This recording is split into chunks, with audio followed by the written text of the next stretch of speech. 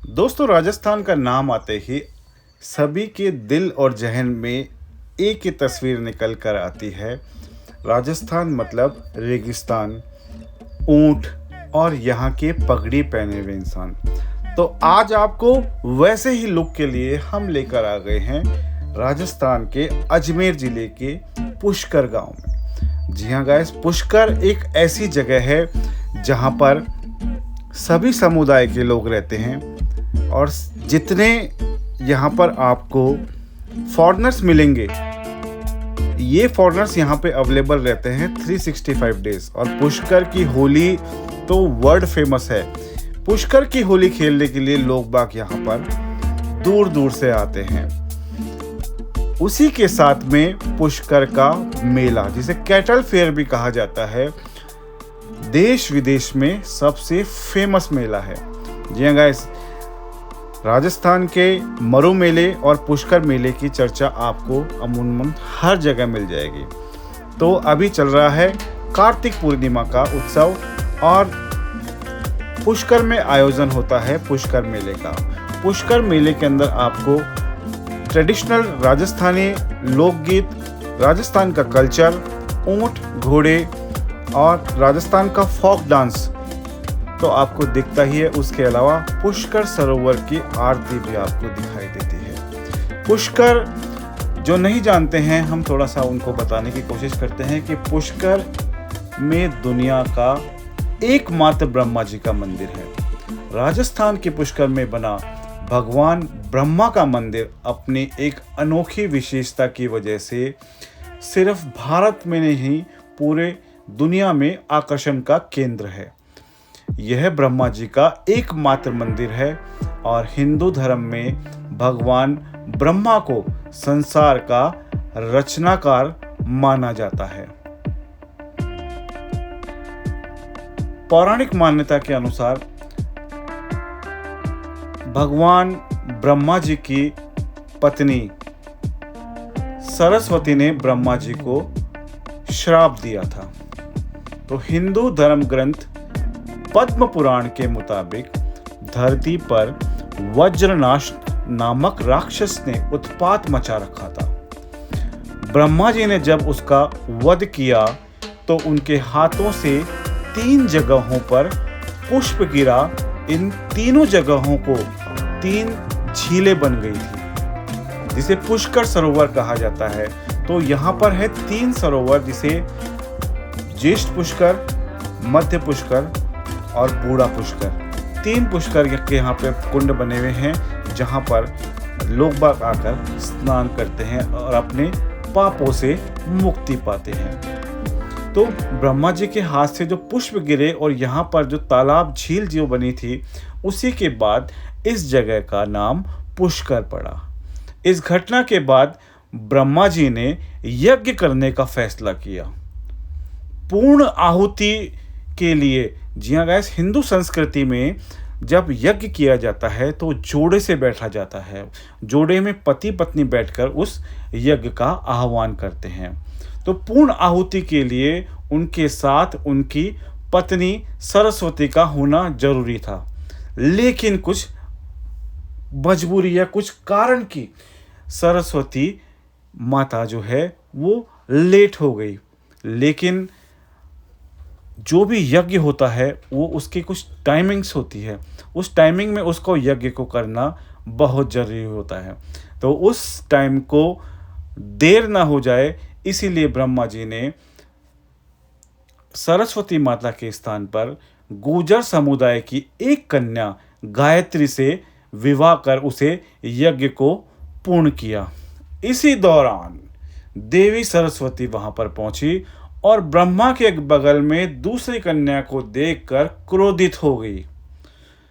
उन्होंने ब्रह्मा जी को श्राप दिया कि देवता होने के बावजूद कभी भी उनकी पूजा नहीं होगी। हालांकि बाद में इस श्राप के असर को कम करने के लिए उन्होंने यह वरदान दिया कि पुष्कर ही एकमात्र ऐसी जगह होगी जहां उनकी उपासना संभव होगी। भारत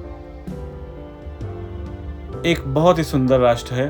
और भगवान विष्णु ने इस काम में ब्रह्मा जी की मदद की थी।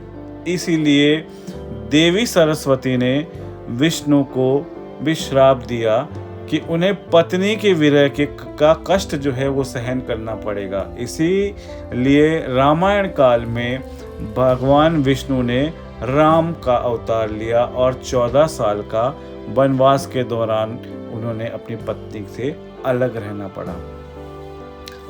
तो गाइस, यहाँ पर आपको देखने को मिलेंगे पुष्कर के 52 घाट। 52 घाट, जहाँ पर कुछ घाट विशेष हैं जहाँ पर होती है पुष्कर सरोवर की आरती।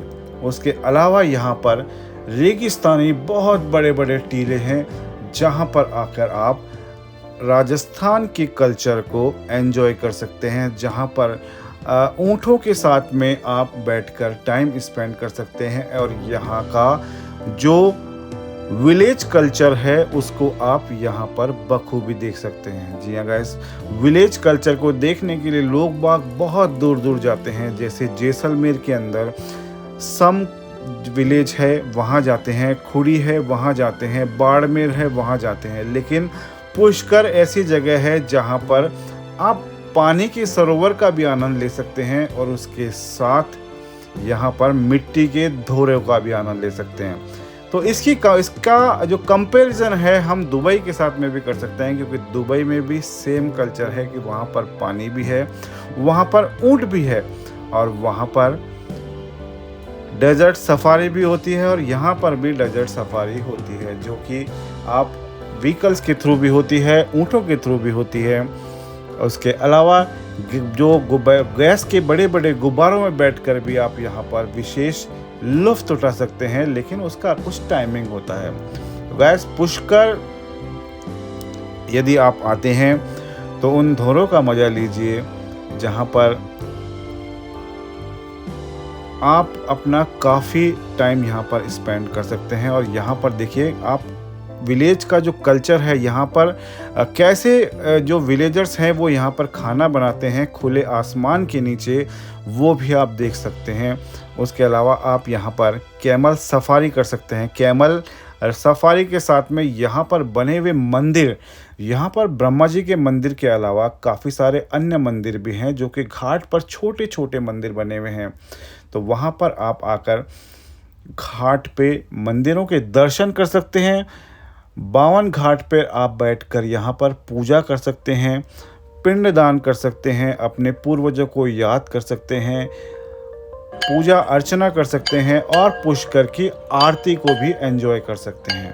तो गाइस, पुष्कर की आरती सुबह और शाम पुष्कर की होती है, जहाँ पर बहुत ही मनोरम समा बन जाता है जब वो पुष्कर की आरती होती है। यहाँ पर आपको दिव्य संत मंदिर की सीढ़ियों पर बैठे हुए दिखाई देंगे और यहाँ पर साउथ स्टाइल का एक मंदिर भी आपको दिखाई देगा। उसे रंगनाथ जी का मंदिर कहा जाता है। अभी इस मंदिर का निर्माण हो रहा है, तो यहाँ पर अंदर अभी नहीं जाएंगे। और उसके अलावा जिस भी घाट पे आप जाते हैं, अभी ये जो आपके सामने है ये है जयपुर घाट। जयपुर घाट सबसे फेमस घाट है यहाँ पर। जैसे गऊ घाट है, वरय घाट है और जयपुर घाट है।